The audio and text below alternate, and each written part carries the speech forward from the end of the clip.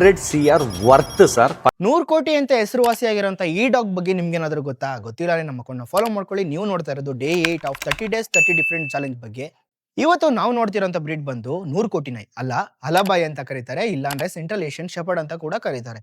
ಇದು ಹಿಸ್ಟ್ರಿ ಮತ್ತೆ ಆರಿಜಿನ್ ಬಗ್ಗೆ ನಾವು ನೋಡೋದಾದ್ರೆ ಇದು ಹುಟ್ಟಿದ್ದು ಸೆಂಟ್ರಲ್ ಏಷ್ಯಾದಲ್ಲಿ. ಮೊದಲು ಸಾವಿರಾರು ವರ್ಷಗಳ ಹಿಂದೆ ಉಜ್ಬೇಕಿಸ್ತಾನ್ ಇರ್ಬೋದು, ಕಜಕಿಸ್ತಾನ್ ಇರ್ಬೋದು, ಅಲ್ಲಿ ಲೈಫ್ ಸ್ಟಾಕ್ಗಳನ್ನ ಗಾರ್ಡಿಂಗ್ ಮಾಡೋಕ್ಕೋಸ್ಕರ ಈ ಡಾಗ್ ಬ್ರೀಡ್ ನ ಯೂಸ್ ಮಾಡ್ಕೊಂತಾ ಇದ್ರು.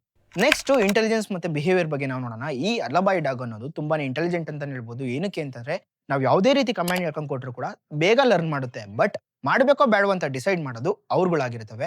ನೆಕ್ಸ್ಟ್ ಬಿಹೇವಿಯರ್ ಬಗ್ಗೆ ನಾವು ನೋಡೋದಾದ್ರೆ ಕಾಮ್ ಆಗಿರ್ತವೆ, ಕಾನ್ಫಿಡೆಂಟ್ ಆಗಿರುತ್ತೆ, ಬಟ್ ಇಂಡಿಪೆಂಡೆಂಟ್ ಆಗಿರುತ್ತೆ.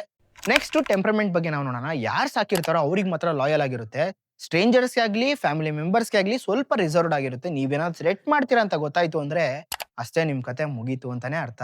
ಅದಾದ್ಮೇಲೆ ಈ ಡಾಗ್ ನ ಎಲ್ಲರೂ ಸೋಷಿಯಲ್ ಮೀಡಿಯಾ ಸ್ಟಂಟ್ಗಾಗಿ ಯೂಸ್ ಮಾಡ್ತಾರೆ. ಬಟ್ ಅವ್ರು ಯಾರಿಗೂ ಗೊತ್ತಿಲ್ಲ ಏನು ಅಂತಂದ್ರೆ ಇದು one of the best guarding dogs ಅಲ್ಲಿ ಇದು ಒಂದಾಗಿದೆ ಅಂತ.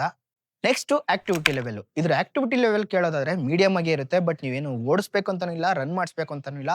ಬಟ್ ನೀವು ಸಾಕುವಂತ ಸ್ಪೇಸ್ ಬಂದು ವೈಡ್ ಆಗಿರ್ಬೇಕು. ನೀವೇನಾದ್ರೂ ಅಪಾರ್ಟ್ಮೆಂಟ್ ಅಲ್ಲಿ ಇಂಡಿಪೆಂಡೆಂಟ್ ಹೌಸ್ ನಮ್ಮ ತರ ಸಾಕ್ತೀರಾ ಅಂದ್ರೆ ಮನೆ ಒಳಗಡೆನೆ ಅದಂತೂ ಸಾಧ್ಯನೇ ಇಲ್ಲ. ಏನಕ್ಕೆ ಅಂದ್ರೆ ಅದು ಓಡಾಡ್ತಾ ಇರಬೇಕು, ಜೊತೆಗೆ ಎಕ್ಸರ್ಸೈಸ್ ಕೂಡ ಅವೇ ಮಾಡ್ಕೊಂತವೆ.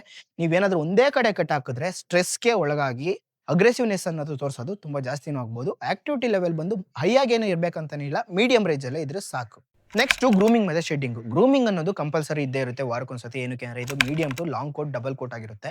ಶೆಡ್ಡಿಂಗ್ ಬಗ್ಗೆ ನೀವು ನೋಡೋದಾದ್ರೆ ತುಂಬಾ ಏನ್ ಶೆಡ್ಡಿಂಗ್ ಆಗಲ್ಲ. ಕೂದಲು ಉದುರುತ್ತೆ ಅನ್ನೋ ಸಮಸ್ಯೆಯಿಂದ ದೂರ ಇರ್ಬೋದು ನೀವು. ಮೀಡಿಯಂ ಆಗಿ ಉದುರುತ್ತೆ, ಬಟ್ ಜಾಸ್ತಿ ಉದುರಲ್ಲ.